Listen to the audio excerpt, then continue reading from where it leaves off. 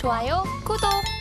네, 마켓 리더들과 함께 시장의 핵심 이슈를 짚어보는 이슈 칼럼 시간입니다. 2023년 글로벌 경기 침체 가능성 확대 국면 속에서 이젠 미국과 중국의 경제 향방과 더불어서 그에 따른 글로벌 증시 전반을 좀 점검해보는 시간 갖도록 할 텐데요.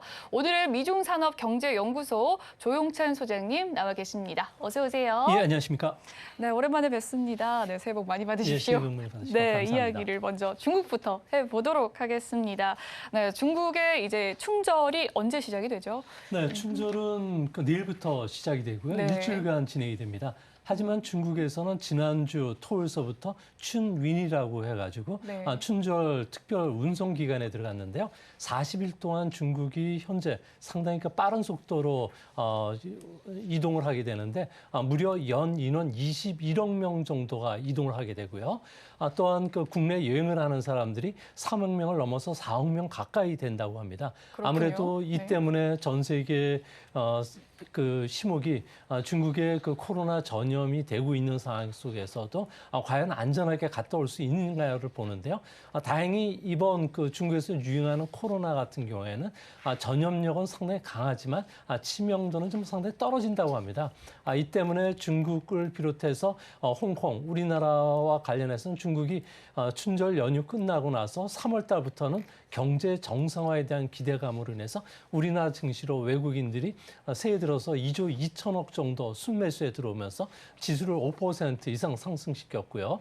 또 항생지수 같은 경우도 한 8% 정도 외국인 매수에 힘입어서 올라갔는데 모두 춘절 이후에 2월 말부터 3월 초까지는 집단 면역 상황에서 중국 경제가 활성화될 기대감이 상당히 커지지 않았나 이렇게 보여집니다.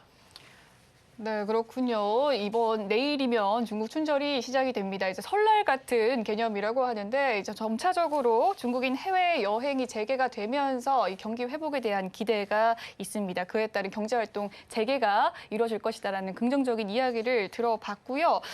그런데 한편으로는 또 우리나라와 일본을 상대로 또 비자 발급을 중단을 하는 모습을 나타냈어요. 중국이. 또 미국은 항공편을 정상화한다라는 소식이 있었는데 이 모습 속에서 한국과 일본 그리고 또 미국이 다른 모습이지 않겠습니까? 갈라치기 한다라는 소리도 있는데 어떻게 보십니까? 네, 이번에 외교 장관으로 임명된 친강 장관 같은 경우에는 시진핑의 전략 외교의 돌격대장을 맡았던 사람입니다. 이 사람 같은 경우에는 미국 주재 대사까지 역임을 했고요. 국내에 돌아와서 이제 장관직을 수행하게 됐는데 전략 외교를 보면 늑대 외교죠. 자기보다 힘이 셌을 경우에는 미소 외교로 대응을 하지만 약소국가 주변국 중에서 자신이 우위에 있다고 생각하면은 외교, 무역 이것뿐만 아니라 안보 측면에서 압박을 가하고 있습니다. 중국 같은 경우는 친강 외교부 장관 또 시진핑 국가주석이 상기가 시작되기 전에 우리나라를 비롯해서 많은 나라들이 중국에 대해서 입국을 제한하는 이런 조치를 취한 것에 대해서 상당히 체면이 상했다고 보고 있는데요. 이 때문에 유유라든지 미국, 특히 모로코 같은 경우는 중국인 전부 입국을 금지시켰는데도 불구하고 다른 규제 조치를 취하지 않았고 우리나라, 일본에 대해서 규제 조치를 취한 것은 이런 전략 외교의 일환으로 보여지고요. 우리가 이거와 관련해서 규제를 전면적으로 해제하는 1월 말이나 한 2월 달쯤 될 것으로 보여지는데 그때까지도 계속 강대강으로 흘러갈 가능성이 크지 않나 이렇게 보여집니다. 네, 길면 2월 말까지 이어질 수 있다라는 이야기시고 정치적인 문제가 좀 개입이 된 부분이군요. 그렇습니다. 올해 3월부터는 또 대도시를 중심으로 경제 활동의 정상화에 들어간다라는 이야기가 있는데 그렇다면 좀 중국에 대해서 낙관론을 가져도 될까요? 네, 중국 같은 경우에는 팬데믹 기간에 연평균은 4.5% 성장을 했는데요. 이는 미국뿐만 아니라 세계 경제 성장률을 좀 상회하는 모습입니다. 올해는 중국 경제도 5% 이상 성장할 가능성이 있다고 보여지는데요. 아무래도 이렇게 낙관적으로 보는 것은 3월 달까지는 중국이 자연 면역을 획득함에 따라서 경제 정상화에 좀 박차를 가할 가능성이 크다고 보여집니다. 이 때문에 중국 경제는 올해 1분기를 바닥으로 해서 2분기부터 회복이 되는데요. 다행히 3월 전인대에서 새로운 총리뿐만 아니라 총리가 임명하는 새로운 신임 경제 관료들이 대거 등장할 예정으로 있다고 합니다. 이들 같은 경우는 현재 새로운 경기 부양책을 준비하고 있는데요. 부동산뿐만 아니라 현재 그 빅테크에 대한 기업들에 대한 그 규제 완화, 또한 신형 도시화 사업과 관련된 대규모 사업들을 하게 되는데요. 경기가 집단 면역에 따라서 회복되는 시점에 물 들어올 때 배 띄우기 위해서 각종 금융 완화도 실시할 가능성이 크다고 합니다. 이 때문에 상반기에는 다소 성장률이 낮은 한 4점 제로 성장까지 떨어지겠지만 하반기에는 인프라 투자를 중심으로 해서 6% 정도 성장을 한다는 측면에서 연평균으로 봤을 때 중국의 성장률은 5.3%까지는 가지 않을까 이렇게 보여집니다. 그렇다면 작년 대비 더 좋아진 수치가 아닌가요? 그렇죠? 네, 그렇습니다. 네. 작년 같은 경우에는 하반기에 갑작스러운 코로나 감염이 확산이 됐고요. 또한 빅테크 규제로 인해서 민간 기업의 그 M&A나 그리고 투자들이 상당히 감소를 했습니다. 이 때문에 중국 같은 경우에는 작년도 성장률 같은 경우에는 낙관적으로 보더라도 4% 정도, 좀 비관적으로는 3% 후반 정도 떨어지지 않을까 이렇게 보여집니다. 네, 그렇군요. 또 앞서 이야기를 해주셨듯이 빅테크 규제에 대한 완화 가능성 최근에 좀 뉴스 보도가 되고 있습니다. 이 빅테크 기업에 대해서 정책이 좀 풀릴 경우에 다시 이전으로 좀 되돌아갈 수 있는 부분이 있을까요? 네, 그렇습니다. 중국 같은 경우에는 집권 아젠다가 공동 부유고요. 모두 같이 부자가 되자는 거고요. 또 인민경제론입니다. 인민경제론 같은 경우는 인민이 모든 재산을 갖고 있고요. 또한 그 애국주의라든지 그리고 자강 원칙에 의해서 중국을 발전시키겠다는 이상주의 사회로 가겠다는 건데요. 이런 측면에서 보면은 빅테크 기업에 대한 규제를 해야 되지만 현재 중국에서 일어났던 백지 시위에서 보듯이 중국인 그 젊은 층들의 25%는 거의 실업자 정도 수준이 되고 있다고 합니다. 특히 올해 대졸자는 작년에 1,096만 명이 나왔는데 올해는 1,158만 명까지 늘어나게 되고요. 이들이 취업의 거의 75%를 차지하는 민간 IT 기업이라든지 그리고 금융 그리고 음식 여행 업종들 같은 경우는 현재 꽁꽁 얼어붙은 상황입니다. 취업 빙하기를 탈출하기 위해서 규제 완화 정책을 지금 펼치고 있는데요. 이 때문에 BAT라고 불리는 바이두, 알리바바, 텐센트를 중심으로 해서 규제를 먼저 완화시켜주고요. 탄소 캠페인이라든지 방과후 수업 단속, 또 경영권 교체와 관련해서는 조금 미룰 것이라고 합니다. 이 때문에 중국과 관련된 그 IT 기업들의 주가가 미국을 중심으로 해서 우리 시장에서도 최근에 각광을 받는 것도 이 때문인 것으로 보여집니다.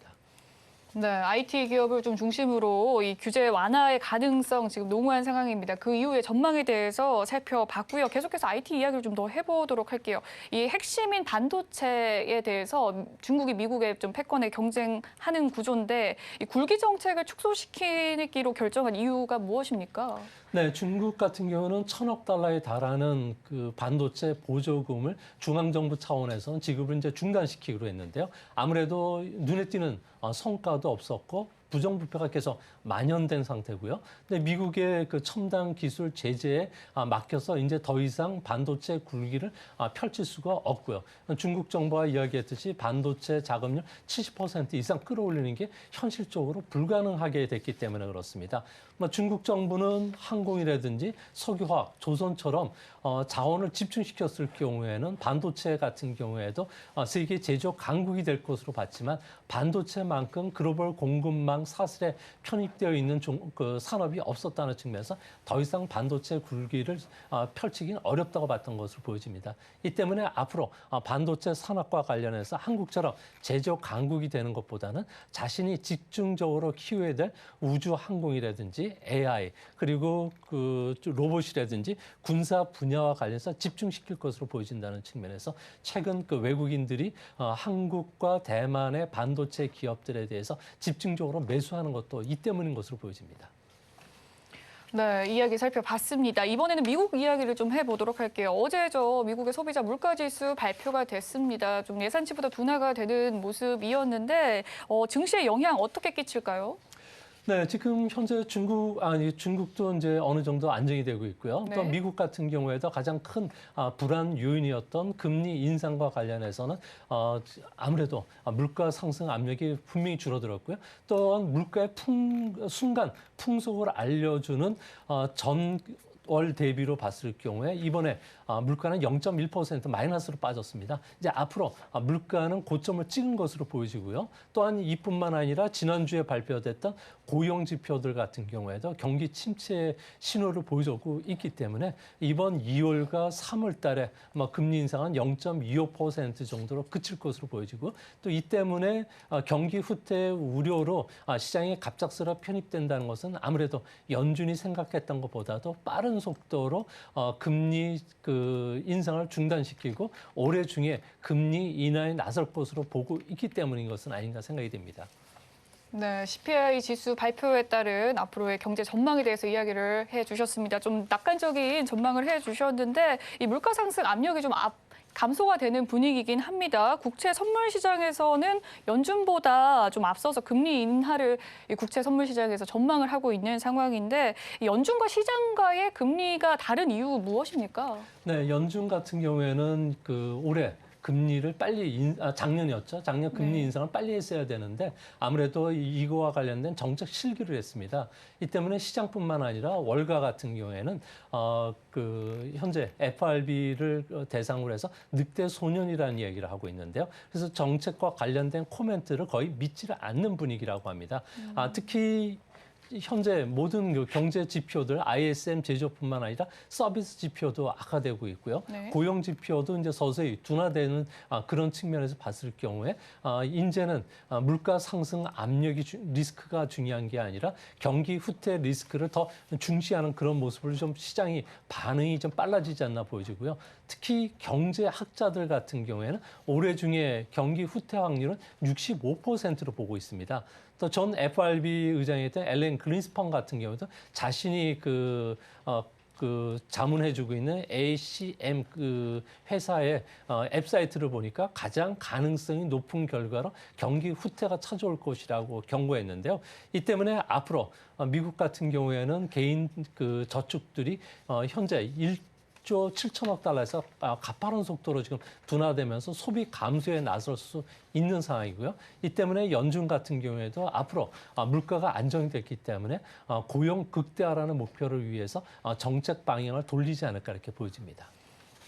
네, 그렇군요. 연준과 시장의 좀 초점이 다른 것 같습니다. 그리고 또 오늘부터죠. 미국 최대 은행이 JP 모건 체이스를 비롯해서 은행들의 실적 발표가 이루어지는데요. 4분기 실적 시즌 돌입했습니다. 주가 반등 기대할 수 있을까요? 네, 현재 ETF 펀드를 중심으로 해서 먼저 주식을 좀 매수하기 시작했는데 현재까지는 아무래도 가치주라든지 고배당주에 대한 투자 비중이 여전히 높다고 합니다. 하지만 한때 4.2%까지 올랐던 10년물 국채 수익률이 오늘 현재 3.4%까지 떨어졌는데요.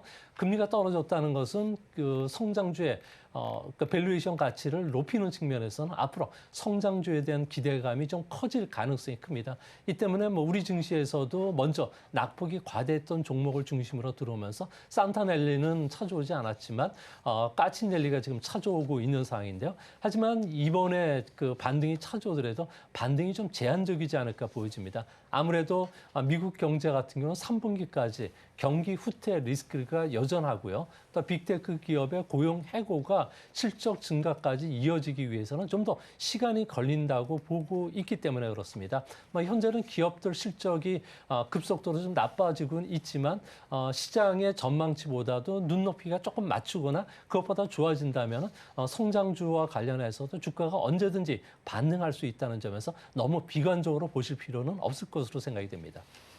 네, 주가 반등 전망에 대해서 낙관적인 의견 주셨습니다. 일단 3분기까지 기업 실적은 좀 악화가 되겠지만 어느 정도 이 상승폭이 제한된 상승을 예견해 주셨거든요. 이렇게 자신하는 근거 무엇일까요? 네, 우리나라도 그렇지만 미국 시장에서도 큰 장이 설라면은 기업 실적이라든지 정책 호재보다는 수급이 먼저 어떻게 변하느냐가 중요합니다.